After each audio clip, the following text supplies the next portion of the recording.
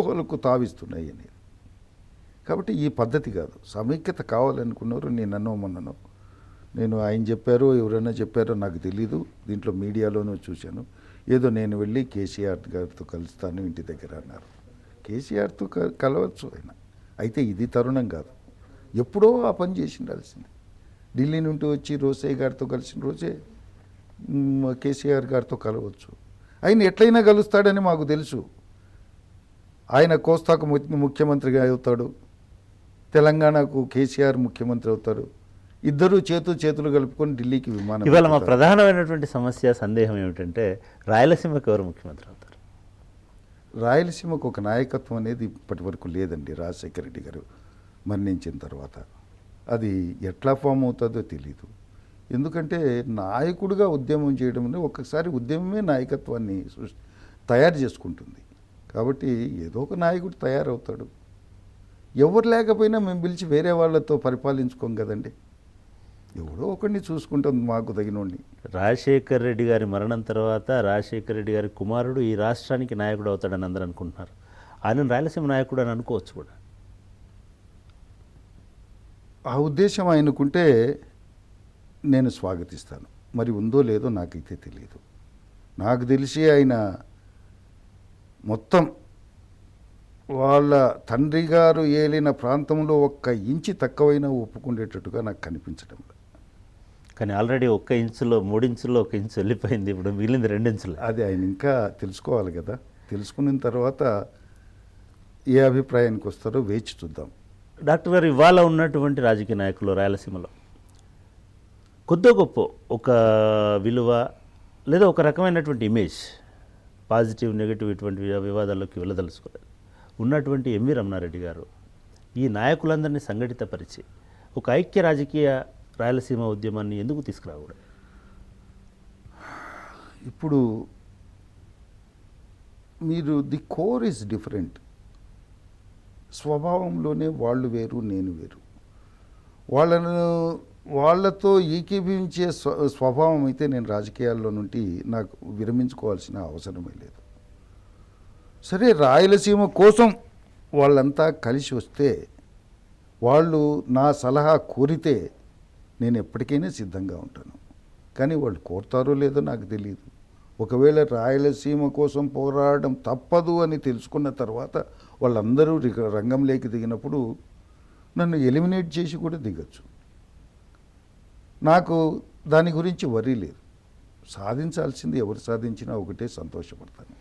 ఎందుకు మీరు భిన్నం అనుకుంటున్నారు? మిగతా రాయలసీమ రాజకీయ నాయకులకు కోర్ ఈజ్ డిఫరెంట్ అని అంటున్నారు. ఏ రకంగా మీరు భిన్నమైనటువంటి రాజకీయ నాయకుడు? నేను పదవిని మోటివ్గా పెట్టుకొని ఉద్యమాన్ని నడపడం అనేది నేరమని నేను అంటాను. పదవి కోసం కాకపోతే ఉద్యమాలు అనవసరం అనేది వాళ్ళ అభిప్రాయం. అందువల్ల మేము బేసిక్గా డిఫర్ అవుతాం. పదవి లేకపోయినా సరే పలుకుబడి మాత్రం ఉండాలని అనుకుంటారా రమణారెడ్డి గారు? పలుకుబడి అనేది it is a byproduct. పదవితో వచ్చే పలుకుబడి వేరు, ఉద్యమ నాయకుడిగా వచ్చే పలుకుబడి వేరు. పదవితో వచ్చే పలుకుబడి ఎట్లుంటుందంటే, ఎవరినైనా వాళ్ళు కోరిన వాళ్ళని డిక్టేట్ చేయొచ్చు. కానీ దీంతో నా బోటి వాళ్ళకి అట్లాంటి పలుకుబడి రాదు. నన్ను మీరు మంచిగా అనుకోవచ్చు, నేను మీ దగ్గరికి వచ్చి ఆప్యాయంగా ఆహ్వానించి నన్ను గౌరవించవచ్చు. అదే పలుకుబడి అని మీరు అనుకుంటే అట్లాంటి పలుకుబడి నాకు చాలా ఉంది. ఎగ్జాక్ట్లీ. రమణారెడ్డి గారికి పదవి లేకపోయినా సరే ఆ ప్రాంతంలో పవర్ ఉంటుంది అనేది చాలామంది చెప్తుంటారు. నేను చెప్పేది, నేను మాట్లాడేది నిజం, నేను నడిచేది నిజం, నేను ప్రవర్తించేది నిజం అనే నమ్మకం ఉంటే తప్పనిసరిగా ఆ రకమైన పవర్ ఎప్పటికైనా ఉంటుంది. రాయలసీమ రొటీన్ రాజకీయాల్లో ఇమడలేనని చెప్తున్నటువంటి రమణారెడ్డి గారు నిజంగానే రాయలసీమ ఫ్యాక్షన్ రాజకీయాలకు భిన్నమైన వ్యక్తి? ఆ వివరాలు తెలుసుకునే ముందు ఇప్పుడు ఒక చిన్న బ్రేక్ తీసుకుందాం.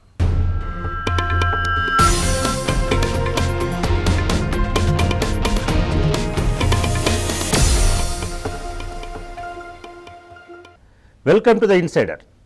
ఇన్సైడర్ కార్యక్రమంలో ఈరోజు మనతో రాయలసీమ విమోచన సమితి నేత ఎంవి రమణారెడ్డి గారు ఉన్నారు. రమణారెడ్డి గారు, ఎంవి రమణారెడ్డి గారిని దగ్గర నుంచి చూసినటువంటి వాళ్ళు. రమణారెడ్డి గారు ఎమర్జెన్సీ ముందు ఒక రమణారెడ్డి గారు ఉన్నారు, ఎమర్జెన్సీ తర్వాత ఇంకొక రమణారెడ్డి గారు ఉన్నారని అంటారు.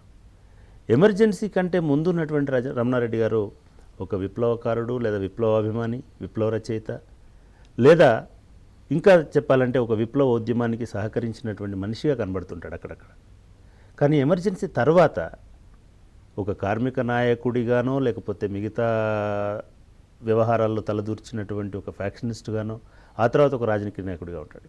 ఎమర్జెన్సీ కంటే ముందున్నటువంటి మీ జీవితంలో ఉన్నటువంటి ప్రధాన ఘట్టాలు ఏంటిది? మీరు ఎందుకని విప్లవ రాజకీయాల వైపు మొగ్గు చూపినారు?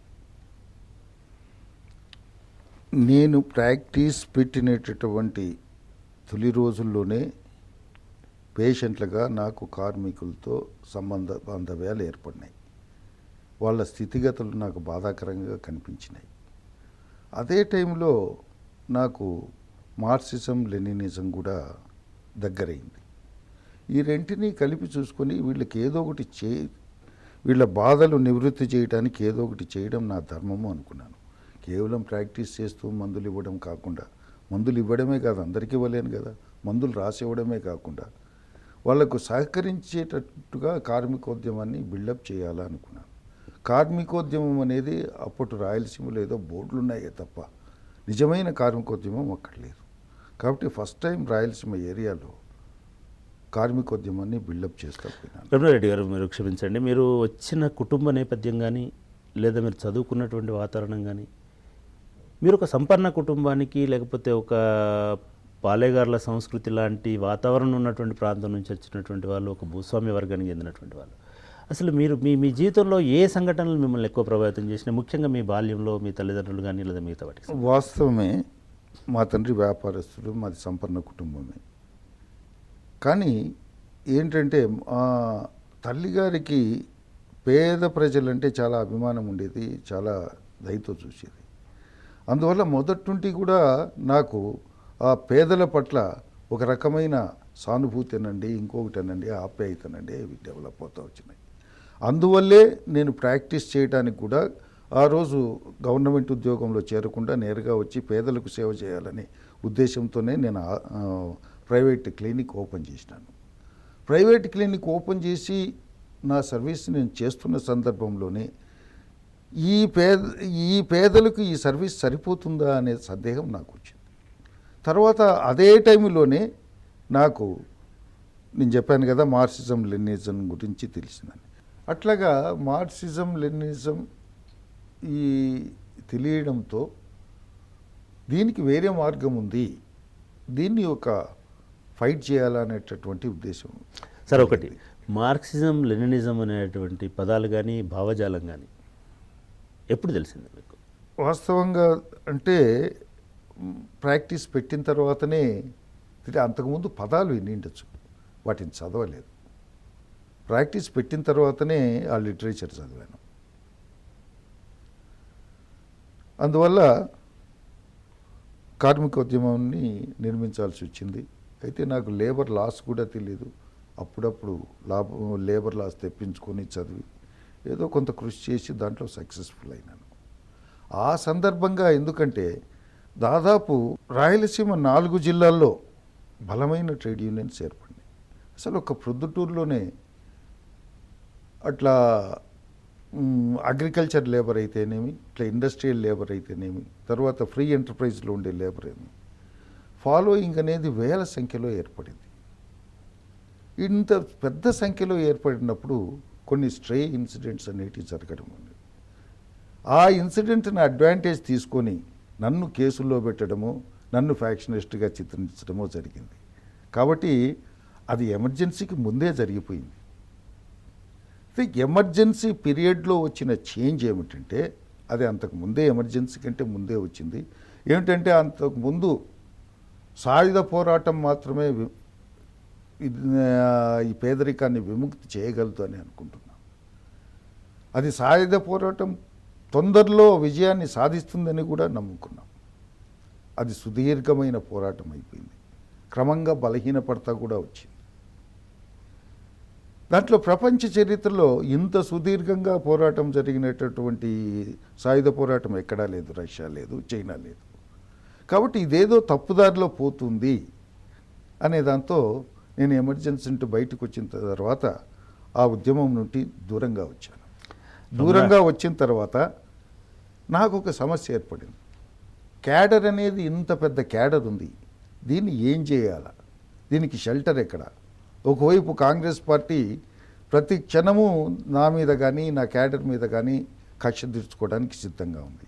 మీరు ఇప్పుడే అన్నారు ఎట్లుంటారో రాజకీయ నాయకులు అక్కడ రాయలసీమలోని.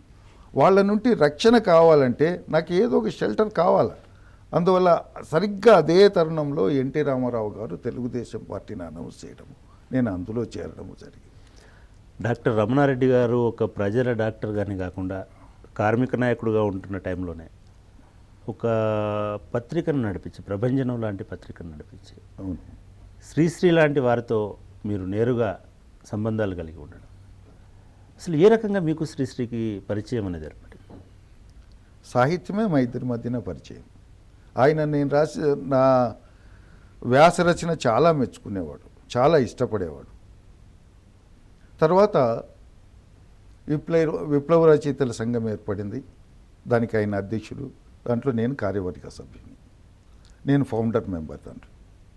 అంటే మీకు కమ్యూనిస్టు పార్టీ భావజాలము ఒక పార్టీ సిద్ధాంతంగా వచ్చిందా లేకపోతే వ్యక్తిగా వచ్చిందా? అంటే మీరు ఏదైనా రాజకీయ పార్టీలో కమ్యూనిస్ట్ పార్టీలో సభ్యులుగా ఉండేవాళ్ళ? నేను మొట్టమొదట అండర్ గ్రౌండ్ మూవ్మెంట్లోనే సభ్యునిగా ఉండేవాడిని. ఏ పార్టీలో ఉండేవారు అండర్ గ్రౌండ్లో? అప్పుడున్నది మార్క్సిస్ట్ లెనినిస్ట్ పార్టీ. ఏం చేసేవాళ్ళు? అవి మీరు అడగకూడదు, నేను చెప్పకూడదు. ఒక అండర్ గ్రౌండ్ మూవ్మెంట్లో భాగస్వామిగా 6-7 సంవత్సరాలుండి సాయుధ పోరాటమే ఏకైక మార్గం అని చెప్పినటువంటి రమణారెడ్డి గారు ఆ పార్టీలు సిద్ధాంతాలు వదిలినాక కూడా సాయుధ పోరాటమే చేస్తున్నట్టుగా కనిపిస్తూ ఉంది. సాయుధ పోరాటం మార్గం కాదని ఇప్పుడు కూడా నేను అనడం లేదండి.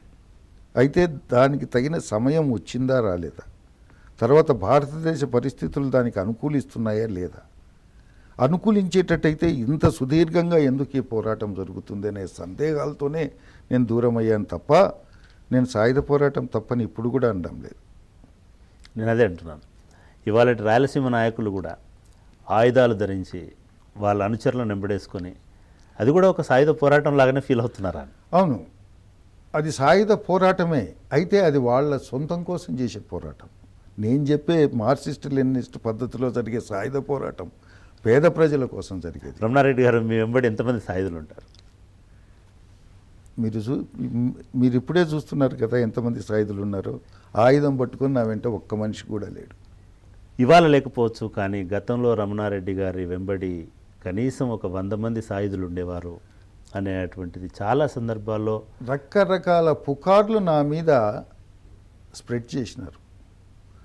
వాటిని మీరు గుడ్డిగా నమ్మితే నేనేం చేయలేను. సాయుధులు వెంటుండడం అనేదే నాకు అసహ్యం. ఈరోజు ఎమ్మెల్యేలు వెంట పెట్టుకొని సాయుధులను తిరగడం కూడా నేను ఏవగించుకుంటాను. రమణారెడ్డి గారు అనంతపురంలో ఒక మీటింగ్లో బహిరంగ సభలో మాట్లాడుతూ ఒక సందర్భంలో రాయలసీమలో వర్షం కురవదు కానీ రక్తం కురుస్తుంది అనేటువంటి మాట మాట్లాడారు. నేను మాట్లాడలేదండి. రక్తం కురవడం ఒక్క రాయలసీమలోనే కాదు, మీకు ఎవరు చెప్పారో అది తెలిపే. నేను ఎంతసేపున్నా మా దరిద్రాన్ని గురించి చెప్తా వచ్చినని కానీ రక్తపాతాన్ని గురించి మాట్లాడలేదు. రక్తం గురించి నాకు క్లియర్ కట్ ఐడియా ఉంది. రాయలసీమను ఒక టార్గెట్ చేసి మీడియా క్రూరంగా చూపించడానికని చిత్రించిందే తప్ప రాయలసీమలో ఎంత రక్తం ప్రవహిస్తుందో మిగతా జిల్లాల్లో అంతే రక్తం ప్రవహిస్తుంది. కావాలంటే మీరు క్రైమ్ రికార్డ్ తీసుకోండి. అయితే ఆడ జరిగే విధానం వేరు కావచ్చు, దాని మోటివ్ వేరు కావచ్చు, దాని మోడస్ ఆపరెండి వేరు కావచ్చు, మిగతా చోట్ల జరిగేదానికి భిన్నంగా ఉండొచ్చు. అంత మాత్రాన ఏదో రాయలసీమ ఏర్లన్నీ రక్తం పారుతున్నాయని దీంట్లో మిగతా ప్రాంతాల్లో అంతా ప్రశాంతంగా ఉంది అని అనుకుంటే అంతకంటే పొరపాటు ఇంకొకటి ఉండదు అనేది నా అభిప్రాయం. రమణారెడ్డి గారు, మీరు ఒక సాయుధ పోరాటంతో సంబంధం ఉన్నటువంటి మనిషి. అటువంటి మీరు ఇవాళ రాయలసీమలో ఉన్నటువంటి గనులను, నిక్షేపాలను, రకరకాల వనరులను దోచుకుంటున్నటువంటి వాళ్ళ మీద ఎందుకని కనీసం మాట్లాడలేకపోతున్నారు? నేను మాట్లాడలేదని మీరు ఎందుకు అనుకుంటున్నారు? నేను మాట్లాడలేదని మీకు ఎందుకు అనిపిస్తుంది చెప్పమంటారా? మీ కెమెరాలన్నీ అధికారంలో ఎవరుంటే వాళ్ళ చుట్టూ పరిగెత్తున్నాయి. మీ మీడియాలన్నీ